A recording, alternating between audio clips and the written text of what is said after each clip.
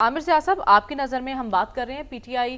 Solve flight لے سکتی ہے، کیونکہ وہ کہہ رہے ہیں ہم مولانا کے بغیر بھی عید کے بعد بھرپور تحریک چلائیں گے۔ بھرپور تحریکیں وہ پارٹیاں چلاتی ہیں جو متحد ہوں، لیکن یہاں پارٹی کے اندر ہی بہت سے اختلافات ہیں اور ٹوٹ پھوٹ کا شکار ہے پارٹی۔ ایسے میں آپشن کیا بچتا ہے پی ٹی آئی کے پاس، اور کیا پی ٹی آئی کو سڑکوں پہ نکلنے کے علاوہ کچھ سوچ نہیں رہا؟ دیکھیں، ایک بہت بڑے منظرنامے میں پی ٹی آئی جو ایک پلیئر ہے، اور جو پہلے بڑی میرے خیال میں زبردست گفتگو ہو رہی تھی کہ ہماری سیاسی اشرافیہ، اگر آپ مجھے اجازت دیں کہنے کی، اس کا ایک اجتماعی ناکامی ہے۔ پہلے ہوا یہ کرتا تھا کہ پاکستان اگر ہم لوگ اتنی ہماری ٹیکسز ہم ریز نہیں کر پاتے تھے تو ہمیں بیرون ملک سے امداد مل جایا کرتی تھی۔ پاکستان کی تو حیثیت دوسری تھی، امریکہ کا مفاد دوسرا ہوا کرتا تھا ہمارے خطے کے اندر۔ اب وہ چیزیں تبدیل ہو گئی ہیں، اب کوئی فری لنچ نہیں ملے گا ہمیں۔ تو ہونا یہ چاہیے، جب میں سیاسی اشرافیہ کی بات کروں تو اس میں حکومت اور حزب اختلاف سب آ جاتے ہیں کہ انہیں سوچنا چاہیے کہ ہماری اسٹیٹ کو وائبل کیسے بنایا جائے، کہ ہم جو ہے مطلب اس بدلتی ہوئی دنیا میں کہ جہاں پہ ویسٹفیلین کانسیپٹ آف ڈیموکریسی یا اسٹیٹ ہوڈ جو ہے اس کو لوگ ختم کر رہے ہیں، خود جو جنہوں نے بنایا تھا اس کو ڈسون کر رہے ہیں۔ اور جیسا کہ بالکل درست کہہ رہے تھے کہ کسی علاقے پہ قبضہ ہو جائے، پہلے یہ شرط تھی اس کی کہ اگر جو جغرافیہ ہو گیا ہے اس کو تبدیل نہیں کیا جائے گا، اس کو رسپیکٹ کیا جائے گا، ٹھیک ہے۔ اب اس کی گارنٹیز ختم ہو رہی ہیں۔ ان حالات میں ہماری ریاست کی جو حکمراں اشرافیہ ہے اس کو سوچنا چاہیے کہ how to make our sales viable, اور اس کا میرے خیال میں ہماری ڈیبیٹ بھی نہیں ہو رہی ہے، ہماری اس پہ بات بھی نہیں ہو رہی ہے۔ یہ تو بڑے براڈ پرسپیکٹو میں بات کر رہے ہیں۔ المیہ یہ ہے کہ ہمارے سیاستدان اقتدار پر قبضے کی جنگ میں الجھے ہوئے ہیں، نہ اپوزیشن کی ترجیح دکھائی دے رہی ہے اور نہ ہی حکومت کی۔ ایسے میں کسی ایک کو تو سنجیدگی سے آگے قدم بڑھانا ہوگا نا۔ وہ کوئی ایک آپ کو اپوزیشن میں دکھائی دے رہا ہے؟ دیکھیں، ایک کی میں وہی عرض کروں کہ ایک کی سنجیدگی سے کام نہیں چلے گا۔ جو مسئلہ ہے، اگر آپ یہ کہیں کہ جی حزب اختلاف اگر سنجیدہ ہو جائے تو بیچاری کیا کر لے گی، یا حکومت جو ہے، حکومت کی اگر لوگ لیجیٹمیسی پہ بہت سارے پاکستانی ہو سکتے ہیں وہ بالکل جائز ہو، لیکن بہت سارے پاکستانی سوالیہ نشان بھی اٹھاتے ہیں، تو ہماری یہ کوئی بھی مسئلہ طے نہیں ہوا ہوا۔ اچھا، پھر اس تناظر میں آپ آ جائیں جو آپ کا سوال تھا کہ جے یو آئی اور پی ٹی آئی۔ ایک تو دیکھیں، جمعیت علماء اسلام کے بارے میں ہمارے یہاں بہت ہی مبالغہ آرائی سے سوچا جا رہا ہے۔ مجھے بتائیں تاریخ میں کہ کب انہوں نے کوئی ڈیسائسو تحریک میں ساتھ دیا ہو سڑکوں کے اوپر، جو اس کی کہا جا رہا ہے کہ ایک اس کی بہت بڑی اسٹریٹ پاور ہے، لیکن مولانا استعمال نہیں کرتے ہیں اس کو، یا بہت ہی کہتے ہیں نا صرف دکھاتے ہیں، اس کے اوپر وہ پنچ مارتے نہیں ہیں، لیکن اس دفعہ تو معاملہ الٹ ہے نا عامر صاحب۔ مولانا کے زخم گہرے ہیں اور زخم تازہ بھی ہیں، وہ بھولے نہیں ہیں جو ان کے ساتھ ہوا ہے۔ نہیں، ان کے ساتھ بڑا ایک جو مزیدار بات ہے کہ ان کی دوستی ادھر بھی بہت ہے، ان کی شکوے شکایات ہے، لیکن میرے خیال میں وہ اس حد تک نہیں جائیں گے کہ جہاں پر وہ بالکل کھلم کھلا۔ آپ نے 26ویں ترمیم کے دوران ان کا دیکھ لیا نا، ان کا کردار کیا تھا، تو ان کے بارے میں کوئی حتمی طور پہ یہ نہیں کہہ سکتا کہ جناب وہ خم ٹھوک کر کوئی انقلابی رہنما بن کر آ جائیں گے کہ جی میں چیزوں کو تہو بالا کر دوں گا اور میں آخری حد تک جاؤں گا، کیونکہ اس وقت چیزیں بڑی پیچیدہ ہیں۔ آپ کی لڑائی صرف نون لیگ سے نہیں ہو رہی، پیپلز پارٹی بھی ہے، ان کے پھر جو پیچھے ان کے پیٹرن ہیں وہ بھی ہیں، تو آپ کو ایک بڑی لڑائی ہے۔ اس لڑائی میں ہم جیسے لوگ جو ہیں ہم کہتے ہیں کہ لڑائی کی نوبت ہی نہیں آنی چاہیے۔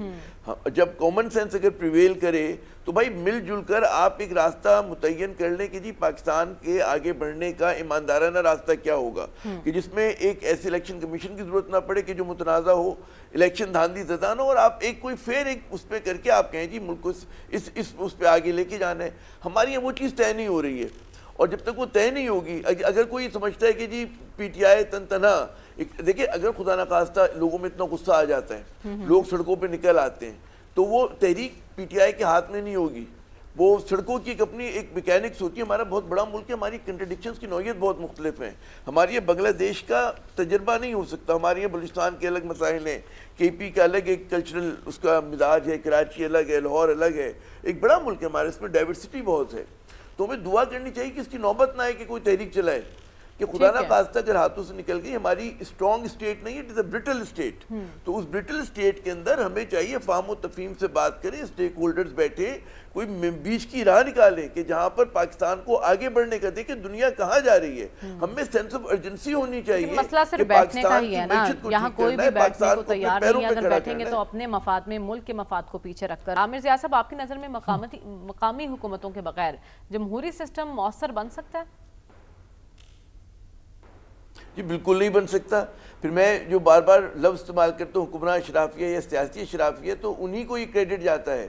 کہ وہ جو ہے پاکستان میں دیکھیں جمہوریت چلانے کا سیدھا طریقہ ہے کہ آپ کا جو ہے ڈیوالو کریں پاور، نیچے اختیارات کو تقسیم کریں، اور آپ کی جو پھر پروونشل گورنمنٹ ہے وہ تو پھر نومنل رہ جائے گی، اس کی تو غالباً ضرورت بھی نہیں پڑے گی۔ تو دنیا بھر میں اگر آپ کو ایک ورکنگ ڈیموکریسی چاہیے تو لوکل باڈیز ہونی چاہیے، اور ظاہر ہے کہ آپ کی جو مرکز کی حکومت ہے وہ ہونی چاہیے۔ صوبے جو ہیں ظاہر ہے کہ ان کا جو ہے دال دلیا کیا بلکہ مکھن ساری چیزیں جو ہیں مزے، جتنی مزے کی چیزیں وہ ان کے اختیارات سے چلتی ہیں، اور یہ کوئی بھی سیاسی جماعت ہو، پیپلز پارٹی جمہوریت کا راگ الاپتی ہے، نون لیگ، پی ٹی آئی کو بھی ہم نے دیکھ لیا۔ اور یہ بڑا ایک آئرنی ہے کہ ہم سب یاد کرتے ہیں کہ جی مشرف صاحب کا دور حکومت جو تھا اس میں سب سے جو ہے کارآمد قسم کی افیکٹو جو تھی لوکل گورنمنٹ بنی۔ اب اس کئی لوگ یہ وجہ یہ دیتے ہیں کہ جناب وہ جو ہے پولیٹیکل پارٹیز کو جو ہے کوآرڈینیٹ کرنا چاہ رہے تھے، لیکن وہ جو بھی چاہ رہے تھے اس کا فائدہ جو ہو رہا تھا عوام کو ہو رہا تھا کہ اگر آپ ایک مضبوط لوکل گورنمنٹ لے کر آ جاتے ہیں، اور اس کا اچھا ہمارے یہاں ایک آپ سوچیں کوئی بھی انتخابات ہوں مسئلہ بن جاتے ہیں، مطلب ہے کہ آپ بھئی ہم لوگ کیوں الیکشن سے اتنا ڈرتے ہیں، ہم کیوں عوام کی آواز نہیں سننا چاہتے، ہم کیوں اختیارات جو ہیں عوام تک منتقل نہیں کرنا چاہتے؟ اس میں کیا ہوگا کہ کہیں پہ شہری کم از کم علاقوں میں مڈل کلاس آنے لگے گی، بڑے بڑے جو پھر جو بت ہیں وہ گرنے لگیں گے، پرفارمنس بیسڈ ہوگا، ہو سکتا ہے آگے جا کے اربن ایریاز میں ذات برادری جو ہے اس کو آپ مزید کمزور کر سکیں، اور لوگ ایشوز کی بنیاد پر، مسائل کی بنیاد پہ جوڑ رہے ہوں۔ موروثی سیاست کو آپ بالکل دفن کرنا چاہیے، ختم نہیں کرنا چاہیے، دفن کر دینا چاہیے، کیونکہ جمہوریت اور موروثی سیاست میل نہیں کھاتی ہیں، وہ ساتھ ساتھ نہیں چلتی ہیں۔ لیکن ہم وہ کام کر رہے ہیں بدقسمتی سے کہ جو جمہوریت کی نفی ہے۔ آپ نے مطلب آپ 70 سے دیکھیں، 71 سے کہ جب انتخابات ہوئے میجورٹی پارٹی کو ہم نے وہ نہیں دی، اختیارات نہیں دیے، ملک ٹوٹ گیا۔ اس کے بعد آپ لیکن عامر صاحب اب الیکشن کمیشن چونکہ زور دے رہا ہے اور اس سلسلے میں انہوں نے پنجاب حکومت کو حکم دیا ہے کہ بھی آپ قانون سازی کریں، اور اس معاملے میں جب بات چیت ہوئی ہے تو آگے سے جواب بھی آیا کہ یقین دہانی کروائی گئی ہے، کروایا جائے گا۔ تو آپ کو لگتا ہے کہ الیکشن کمیشن کردار ادا کر سکتا ہے بلدیاتی انتخابات کروانے میں؟ دیکھیں اس کے دو پہلو ہیں۔ دیکھیں الیکشن کروا بھی دیں، سندھ نے الیکشن کروائے نا لنگڑے لولے، سپریم کورٹ کے دباؤ کے تحت کروائے، لیکن جب آپ اختیارات ہی نہیں دیں گے، ان کو فائنینشیل اتھارٹی نہیں دیں گے، ان کو کام نہیں کرنے دیں گے، ان کو آپ ایک جو ہے بچہ جمہورہ بنا کے رکھیں گے تو ڈیلیور نہیں کریں گے۔ ہمیں نعرہ صرف الیکشن کرانا نہیں ہونا چاہیے، جمہوریت کا ایک عنصر ہوتا ہے کہ ہم نے الیکشن میں ووٹ ڈالا، اگلا حصہ ہوتا ہے کہ اختیارات ملے نہیں ملے، اس کا جو پھل فروٹ ہے وہ مل رہا ہے عوام کو نہیں مل رہا، وہاں پر معاملہ رک جاتا ہے۔ تو میرے خیال میں الیکشن کروانا فائدہ نہیں ہے، صرف کام نہیں ہے، اس کے بعد کا جو مرحلہ ہے کہ آپ ان کو فائنینشیل اتھارٹی دیں، ایڈمنسٹریٹو اتھارٹی دیں، اس کے بعد جمہوریت بن پے گی اور آگے نظام چلانا پڑے گا یا چھوٹے صوبے بنانے پڑیں گے، ایک کام کرنا پڑے گا مکمل؟ ٹھیک ہے، تو